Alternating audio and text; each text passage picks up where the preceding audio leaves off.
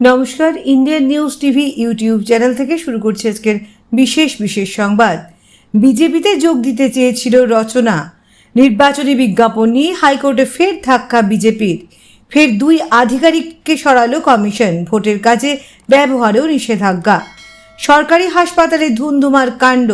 আসছে বিস্তারিত খবরে। বিজেপিতে যোগ দিতে চেয়েছিলেন রচনা। হুগলির ভোট মিটতেই বিস্ফোরক বিজেপির লকেট চট্টোপাধ্যায়। তার দাবি, বছর দেড়েক আগে বিজেপিতে যোগ দেওয়ার ইচ্ছে প্রকাশ করেছিলেন রচনা বন্দ্যোপাধ্যায়। পাল্টা বিস্ফোরক তৃণমূলের তারকা প্রার্থী।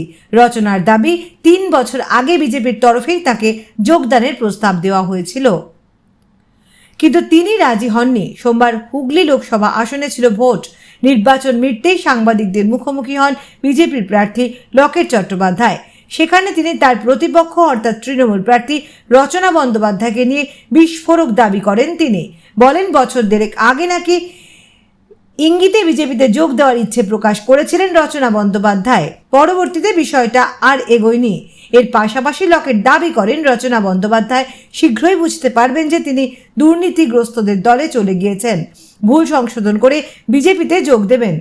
এই মন্তব্যের পাল্টা দিয়েছেন রচনা বন্দ্যোপাধ্যায়। তার দাবি, বছর 3 আগে বিজেপির তরফেই যোগাযোগ করা হয়েছিল তার সঙ্গে। গেরুয়া শিবিরের শরিক হওয়ার আহ্বানও জানানো হয়েছিল, কিন্তু তিনি রাজি হননি। অর্থাৎ রচনা বন্দ্যোপাধ্যায়ের দাবি, লকেট চট্টোপাধ্যায়ের বক্তব্য একেবারেই ভিত্তিহীন। নির্বাচনী বিজ্ঞাপন নিয়ে হাইকোর্টে ফের ধাক্কা বিজেপির। লোকসভা ভোটের মাঝে বিজেপির নির্বাচনী বিজ্ঞাপন নিয়ে সিঙ্গল বেঞ্চের নিষেধাজ্ঞায় বহাল রাখল ডিভিশন বেঞ্চ। গত 4, 5, 10 ও 12 মে বিভিন্ন সংবাদপত্রে বিজেপির যে বিজ্ঞাপন দিয়েছিল সেই জাতীয় কোনো বিজ্ঞাপন আর প্রকাশ করতে পারবে না বিজেপি। সেগুলি পরীক্ষিত নয় বা আনভেরিফাইড বলে উল্লেখ করে এমন নির্দেশ দিয়েছিলেন হাইকোর্টের বিচারপতি সব্যসাচী ভট্টাচার্য। সিঙ্গল বেঞ্চে সেই নির্দেশকে চ্যালেঞ্জ করে ডিভিশন বেঞ্চের দ্বারস্থ হয়েছিল বিজেপি। বুধবার মামলার শুনানি ছিল প্রধান বিচারপতি শিবজ্ঞানম এবং বিচারপতি হিরণময় ভট্টাচার্যের ডিভিশন বেঞ্চে। শুনানিতে ডিভিশন বেঞ্চ জানিয়ে দেয়, বিজেপির নির্বাচনী বিজ্ঞাপন নিয়ে সিঙ্গল বেঞ্চের নির্দেশে হস্তক্ষেপ করবে না তারা। তবে সিঙ্গল বেঞ্চে গিয়ে নির্দেশ প্রত্যাহার অথবা পুনর্বিবেচনার জন্য আবেদন আর্জি করতে পারবে গেরুয়া শিবির। ডিভিশন বেঞ্চে এই মামলার শুনানির সময় প্রধান বিচারপতি বলেন, যে কোনো বিজ্ঞাপনের ক্ষেত্রে একটা লক্ষণ রেখা থাকা উচিত। তিনি বলেন, আমার মনে হয় আদর্শ আচরণবিধি মেনে পোস্টার ব্যানার নিষিদ্ধ করা হয়েছে। বিমানবন্দরে গেলে দেখবেন সেখান থেকে মাননীয় প্রধানমন্ত্রীর ছবিও সরিয়ে দেওয়া হয়েছে, তবে রাষ্ট্রপতির ছবি থাকতে পারে। ফের 2 আধিকারিককে সরালো কমিশন। ভোটের কাজে ব্যবহারেও নিষেধাজ্ঞা। লোকসভা নির্বাচনের মাঝে ফের 2 আধিকারিককে সরালো নির্বাচন কমিশন।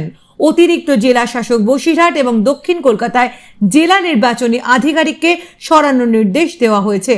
তাদের নির্বাচন সংক্রান্ত কোনো কাজে লাগানো যাবে না। বুধবার দুপুর 3টের মধ্যে ওই পদে নিযুক্ত করা যাবে এমন 3 জন IAS অফিসারের নাম প্রস্তাব করতে বলা হয়। ইতিমধ্যে নতুন জেলা শাসকের নাম জানিয়েছে কমিশন। দক্ষিণ কলকাতায় জেলা নির্বাচনী আধিকারিক ছিলেন IAS অফিসার রশ্মি কমল।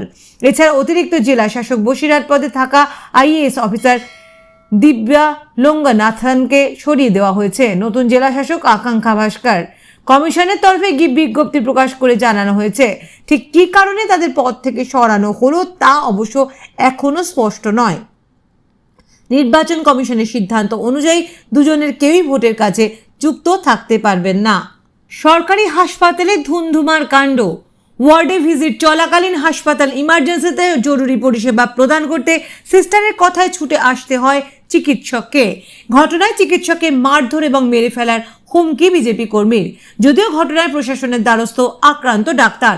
জানা যায়, গতকাল ফুলিয়া ব্লক প্রাথমিক স্বাস্থ্য কেন্দ্রে পুরুষ বিভাগে রোগী দেখছিলেন প্রাথমিক স্বাস্থ্য কেন্দ্রের ডক্টর সুজন দাস। সেই সময় একটি রোগী এমার্জেন্সিতে চলে আসে, যার অবস্থা খুবই শোচনীয় ছিল। তৎক্ষণাৎ এমার্জেন্সিতে থাকা নার্স ফোন করে সুজন বাবুকে ডাকে এবং সেখানে তড়িঘড়ি চলে আসতে বলে। ফোন পাওয়া মাত্রই মেল ওয়ার্ড থেকে দৌড়ে এমার্জেন্সিতে ছুটে যান ডক্টর সুজন দাস। পরবর্তীতে তাকে পেছন থেকে বিজেপির শক্তি প্রমুখ নামে দীপক সর্দার বাড়ি রামলক্ষ্মীতলা ফুলিয়া বয়রা এলাকায় তিনি ডাক্তার সুজন দাসকে পেছন থেকে অনেকবার ডাকে, তবে রোগীর অবস্থা খারাপ হওয়ায় সেদিকে সাড়া না দিয়ে রোগীর কাছে ছুটে যান ডাক্তার সুজন দাস। তারপরেই এমার্জেন্সিতে এসে ডক্টর সুজন দাসকে অকথ্য ভাষায় গালিগালাজ এবং তার উপর চড়াও হন বিজেপির ওই সদস্য দীপক সর্দার এবং ডাক্তার সুজন দাসকে প্রাণে মেরে ফেলারও হুমকি দেন দীপক সর্দার। যদিও এই ঘটনায় সঙ্গে সঙ্গে হাসপাতালে অন্যান্য কর্মচারীরা এসে ডাক্তার সুজন দাসকে সেখান থেকে উদ্ধার করে অন্যত্র নিয়ে চলে যান এবং পরবর্তীতে ঘটনা ব্লক প্রাথমিক স্বাস্থ্য কেন্দ্রের BMOHD পূজা মৈত্রকে জানানো হলে তিনি প্রশাসনের দ্বারস্থ হন। এই ঘটনায় শান্তিপুর থানায় একটি লিখিত অভিযোগও দায়ের করেন আক্রান্ত ডাক্তার সুজন দাস। তিনি এই ঘটনা প্রসঙ্গে জানান, একজন অন ডিউটি ডাক্তারকে এভাবে হেনস্থা এবং মেরে ফেলার হুমকি সত্যি অবিশ্বাস্য ব্যাপার। তবে আজ আমি বিজেপি নেতার ডাকে সাড়া দিইনি বলে আমাকে মৃত্যুর হুমকি এবং মারধর খেতে হলো।